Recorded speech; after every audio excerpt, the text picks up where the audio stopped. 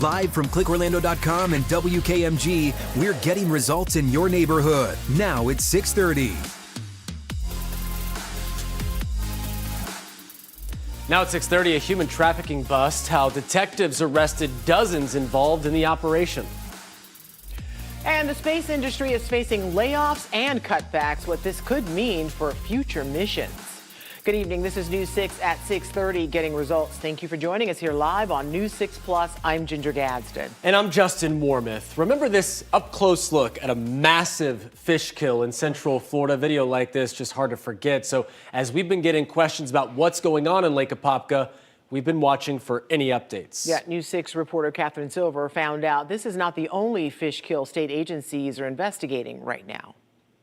We've been listening to your feedback and watching social media after we told you about a massive fish kill in Lake Apopka. And look at what we found. St. John's Riverkeeper posted about several recent fish kills in the St. John's River. They shared pictures on Facebook from the Ortega River and Moncrief Creek up in the Jacksonville area. So we reached out to get their insight. We've been getting fish kills from all over, really. The first time I witnessed it was when we were on a boat trip a couple weeks ago, and I saw all these dead fish and I'm like, oh my gosh, and it ended up being tilapia. What happens to the tilapia? When we had that cold snap a couple weeks ago, that dramatic drop in water temperature caused that die-off. What's happening in Lake Apopka seems unrelated to that. Correct, yes. Specks, shad, catfish. Last week, we showed you thousands of dead fish floating in the fourth largest lake in Florida. Something of this scale is not common. This week, officials tell us they've ruled out algal blooms or low dissolved oxygen. Here's an update shared at the St. John's River Water Management District's board meeting. The results came back where they didn't show any measurable detects of toxins in any of the samples. The reality is, until the investigation's complete, we won't really have an answer. Right. So hopefully the answers will come in soon. FWC says public reports are vital to these investigations, so you can share what you see with them online. To make it easy for you, we put a link on clickorlando.com. Catherine Silver, getting results, News 6. A heads up for race fans. NASCAR officials have announced the Daytona 500 will now start an hour earlier than previously scheduled. The green flag in the Great American Race now waves at 1:30 Sunday afternoon. The change also impacting what time parking lots and gates open. A number of different factors in this, and you can find those times on this article right now at clickorlando.com. All right, the big reason the race is starting earlier, of course, the weather. We bring in meteorologist David Nazario now to explain how this system is kind of either sped up or slowed down, or what is it doing?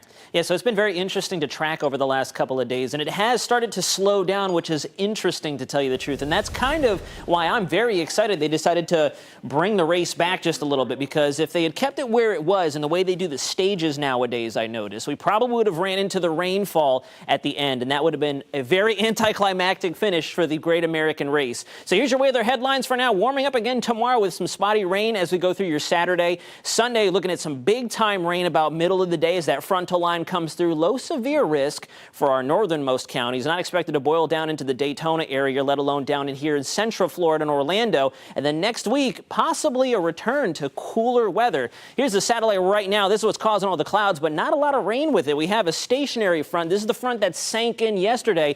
It's gotten hung up just to the south of St. Petersburg, south of Osceola and Polk County to get as pinpoint accurate as possible. And this is slowly going to dissolve and come back towards the north. But all in all, despite the clouds, we're looking at a good way to wrap up our Valentine's Day evening if you have plans for the rest of the night tonight. Some lingering showers off the coast, but we should stay relatively dry across our viewing area. Back to you all. All right, David, thank you.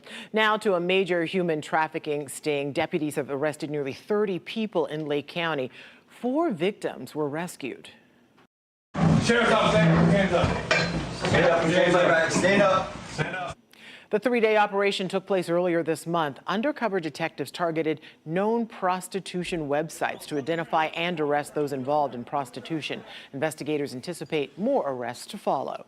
An Osceola County woman right here who forced her kids to drink bleach has been sentenced to life in prison. Court documents show Joanne Zephyr pleaded guilty to first-degree murder and attempted first-degree murder this week.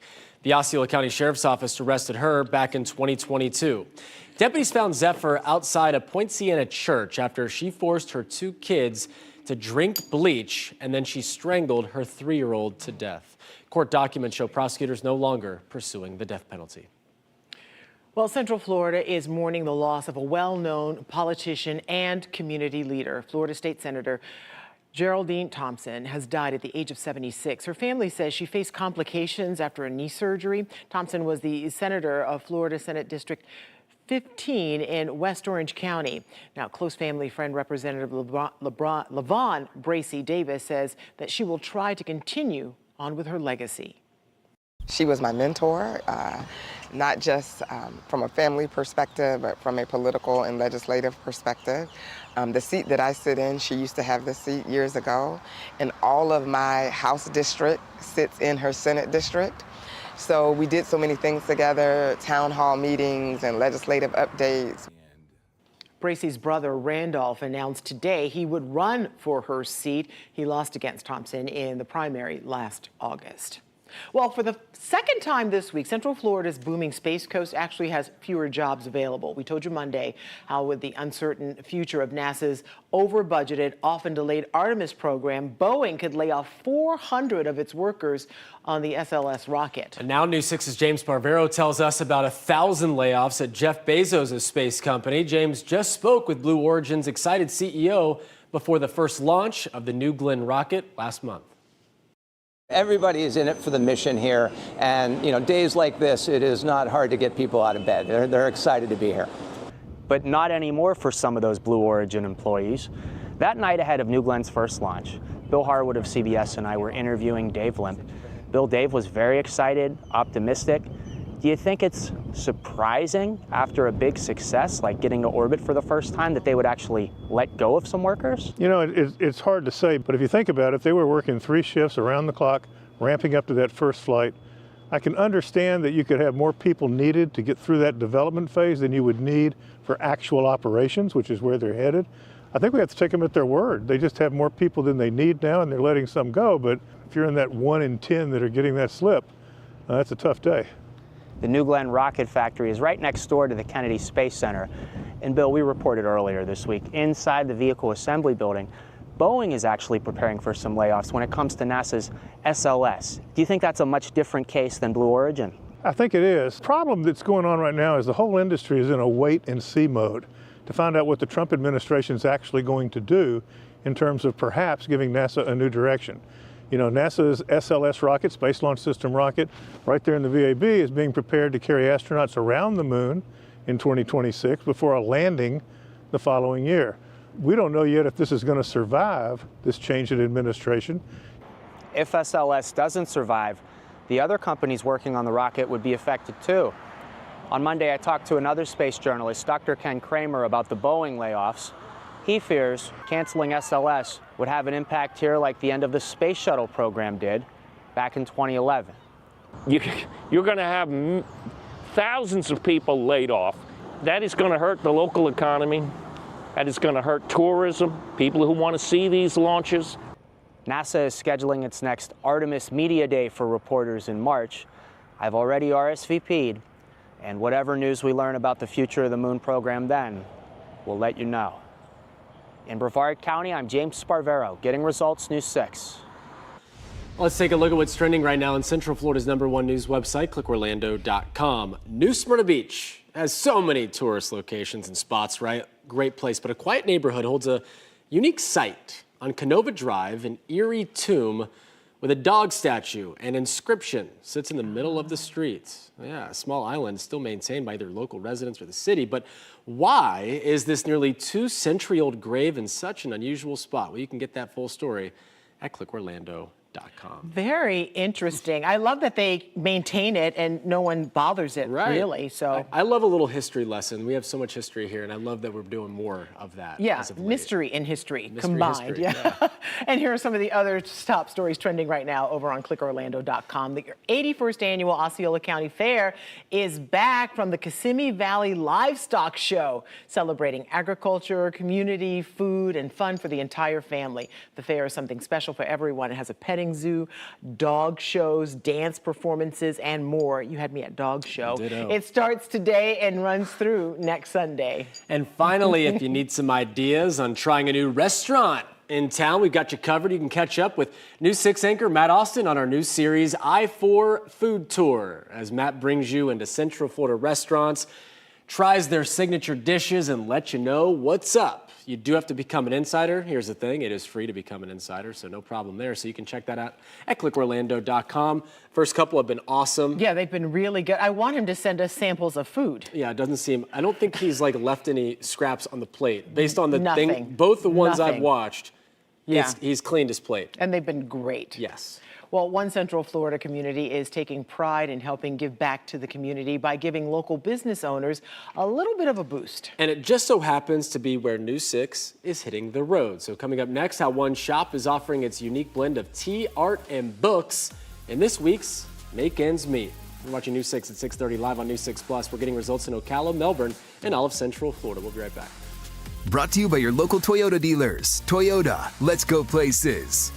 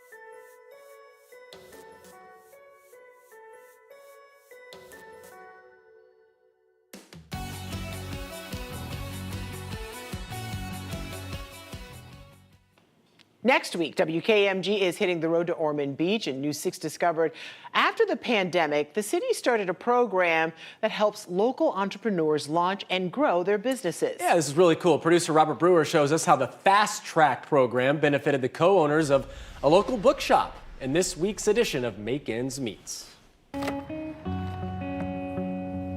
Come in, take a deep breath, and just relax. Such a calming sound, isn't it? It is. The tea brings that calming effect, and it really just kind of fit with what an environment I wanted to create here. What Stephanie Gonter created is the Novelty Bookshop. She was joined by local artist and now co-owner Angel Loudon. This is actually one of Angel's. It's her version of downtown Daytona with the terrace gardens on the top of the roof. This was her studio, gallery, and boutique, and she offered for me to open the book and tea portion here. And then over the course of the next 3 months, we just kept growing and growing together to where it just became very cohesive. So it is still very much an art gallery. We feature local artists here every month. In addition to art and books, they sell a variety of items like jewelry, candles, and baked goods. Now we say we are the general store for creatives. They knew they had a viable concept, but one question still remained. How can I take it to the next level? Now, we got to grow. Enter the Kaufman Fast Track program. The Fast Track program really provides the foundation and the curriculum for small businesses to follow. Director of Economic Development Brian Rademacher says small businesses are the foundation of the city. It's important to provide them the tools and the programs they need to grow because they are the backbone of our community. So it's rewarding when we have entrepreneurs like Stephanie Gunter and Novelty who have gone through the program to watch them use what they've learned to grow their business and to see what they're doing now and what they have planned for the future is very gratifying. We have a lot of plans for doing subscription boxes, wholesaling the teas, different things like that that I never would have been able to do in the first 2 years of my business. And Fast Track really gave me that map to be able to know this is where I want to go. And now that she's on the right track, let's have some tea, huh? Absolutely. Cheers. Cheers. In Ormond Beach, Robert Brewer, Getting Results, News 6. That's awesome to see them thriving. Yeah, I love that. I mean, they're as they said in the piece there. I mean, small businesses are the backbone. You have to do what you can to get them started and set them up for success. And you love to see them thrive, and hopefully more people will visit the Novelty Bookshop. Yeah. Tea sounds nice. Well, it won't be long before the News 6 team enjoys everything Ormond Beach has to offer. We'll bring you the news live from the coast this Wednesday, February 19th at Grind Gastro Pub and Kona Tiki Bar from 4 to 7. We're telling the stories that you've let us know about, and we hope you come out and spend some time and tell us some more stories. Join the fun. We'd love to see you out there. All right, it's time to take you outside. This is a live look from one of my favorite places, Mount Dora. It's hopping tonight. What's going on? I don't know. Is there a festival? It's is just this Mount a day? Dora. Is this a day or something? I'm not quite sure. Oh, that's right. It's Valentine's Day. Oh my God, I completely forgot. Everybody's out to dinner tonight. Everybody's out and about. Yeah. We know that there are some great spots there. We know that there's some really decent, I would say decent weather happening for those festivities. Yeah. No, it's pretty solid out there. I'll tell you the truth. Like it. Kind of cloudy because we have a frontal boundary that was coming through, got stuck, got tired. Yeah, this morning was like perfect. Oh, I mean, agree. there wasn't a cloud in the sky, and then you peek back out, and now it's cloudy. Yeah, it's coming. It's literally what I said. Yeah. I even said, I wasn't expecting this. What happened? Where you're getting that Wait a return minute, flow. why aren't you expecting this? Because I thought the front was going to survive, That thing just died. I was like, you know what? I give up. I'm good. Singles Awareness Day for the front, I guess. Everybody else is celebrating Valentine's and Galentines. The front was like, nah, fam, I'm out. Okay. We're done. Oh, my gosh. So clouds are going to be lingering around for just a little bit longer. And then once that front dissolves, it'll be all good to go for tomorrow. And you can see for your weather top stories, we have a brief warm-up for tomorrow. Because we have that easterly component of winds coming on the east coast, the temps are going to try to go back up for tomorrow. And then into Sunday, as the leading edge of that next cold front comes through, we'll be getting a little rainy and kind of stormy, especially if you're out there for Speed Week tomorrow and into Sunday for the Daytona 500. And then as we look ahead, winter might be in full resurrection mode. Here's a look at the water vapor this evening right now. You can see that front. If you notice, it's still highlighted as a cold boundary. It's totally blue, which means it should be moving. I would change that to more of a red and blue front, stationary, and kind of start washing it out because it's really not going anywhere. It's just increasing our cloud coverage and then zooming us out on the infrared. Look at that thing. Just demolishing the western half of the United States. That's the next winter storm that's going to be making its way down as far south as our neighborhood as we go over the next couple of days, especially on Sunday. Then we're looking at a marked cool down as we get into your Monday. So stay tuned for that. But then always we have this severe risk. So with warmth introduced to cold, they don't mix well. So we're talking Valentine's Day. They would not get along. They'd break up immediately. In fact, they wouldn't even look in each other's direction, and that's what causes chaos in the weather realm. And so we do have a very slight risk for some severe thunderstorms on your Sunday, especially if you live up near Gainesville, maybe into Ocala. Palm Coast might get a little bit of the action. I know we had a good lightning show yesterday with the sea breeze that ignited along the East Coast. Let's look ahead on the Futurecast radar. Here is your front. This is the storm system that's going to bring some gnarly severe weather for our neighbors up to the northwest. And then as we go through your Sunday, as the sun rises, it'll be moving through the Panhandle and the Big Bend area. And the European model, once again, has kind of slowed it down just a smidge. Notice it's right overhead by 6 p.m. on Sunday. It was 4 p.m. yesterday, 3 p.m. the other day. Now we're getting into the early evening hours, which is good that they bumped back the NASCAR race, the Daytona 500. We should be good to go. These are your rain chances for tomorrow, maybe a pop-off shower or two thanks to that return flow, the moisture and the warm air coming in off of our East Coast. And then some big-time values the further north you go on Sunday. 90% in Gainesville, 70 in Ocala, 40% in Daytona Beach, because as we go further south, that front might do what we saw yesterday and into today, just kind of stall out, get hung up as its parent low. What's driving that front down pulls further towards the north. Now, looking hour by hour for the Daytona 500, mostly clear, getting a bit more in the cloud coverage as we go through 1, 2, and then 3 p.m. Race will be underway by 1:30. Hopefully we can beat the rains. And now here's a look at your pinpoint accurate forecast. Your forecast is sponsored by Florida Lottery. So brace yourselves for some whiplash. You're going to be bobbing and weaving. You can see 85 for tomorrow, 87, getting close to that 90-degree threshold on Sunday. Nice little drop-off for Monday. And then Wednesday, Thursday looking interesting before. Look at Friday. Winter back in full swing. Back to you all. Oh, we're gonna look Is that at a misprint? Golly. No, that's crazy. All right, thank you, David.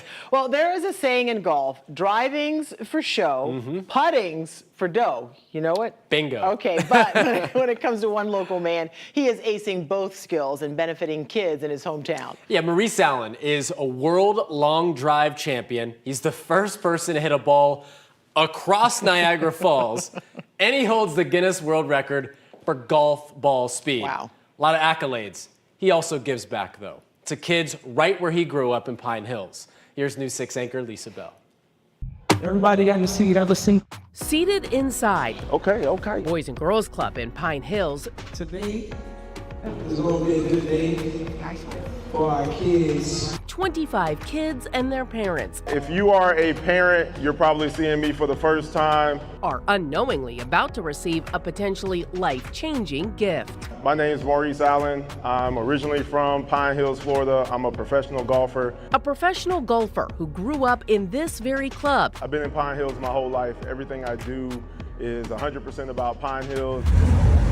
And is determined to make a difference by driving home an important message with his Empower program. The part of this program is not here to make PGA or LPGA touring professionals. That's not it. What it is about really personal development, life skills, getting these kids to see how to deal with adversity. I mean, when you think about golf is physical chess. So when things don't go the way you want them to go, how do you plan and how do you move around? How do you adapt? How do you maneuver? How do you shift? And he's not just talking the talk. We've had a lot of conversations about disappointment, right? One of the big things that's huge in our community is people don't do what they say they're going to do. He's walking the walk. There's 25 of you all in the program.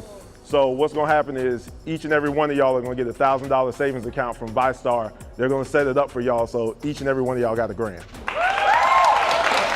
$1,000, but they won't be able to start chipping away at any of it until they're 21 and learn financial literacy at the club. Financial literacy is one of the stepping stones that helps to pave the way for success, yet it's one of the things that is so often not taught. Jamie Merrill heads up the Boys and Girls Clubs of Central Florida. It's things like learning how to have a savings account, manage an account, manage expenses, how to continue to invest. And for me, it's all about giving those people in this community the opportunity to, number one, be seen, but also give them a level playing field so that their true talents can shine and be part of an amazing part of society.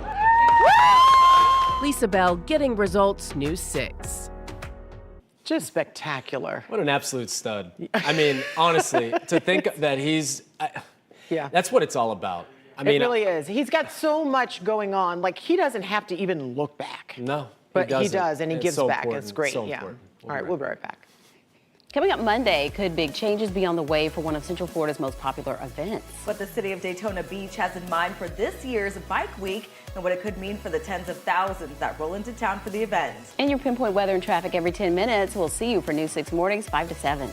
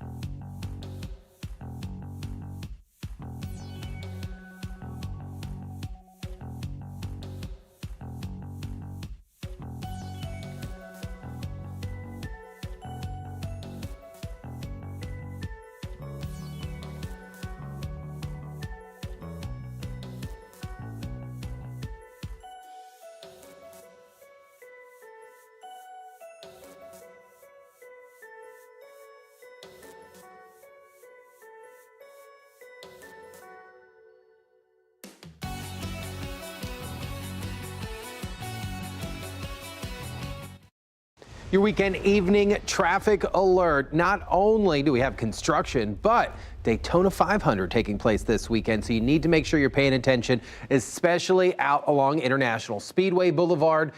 All weekend, all the time. It's not just the race. There are a lot of events taking place in and around the Speedway. So please make sure you are paying attention for pedestrians. Make sure you're cautious while crossing the street. We'll have construction I-4, 528, and of course 417 out on the south end towards the Lake Nona area. I'm Trooper Steve with the News 6 Traffic Alert. Drive safely. Have a great weekend. I'll catch you Monday morning.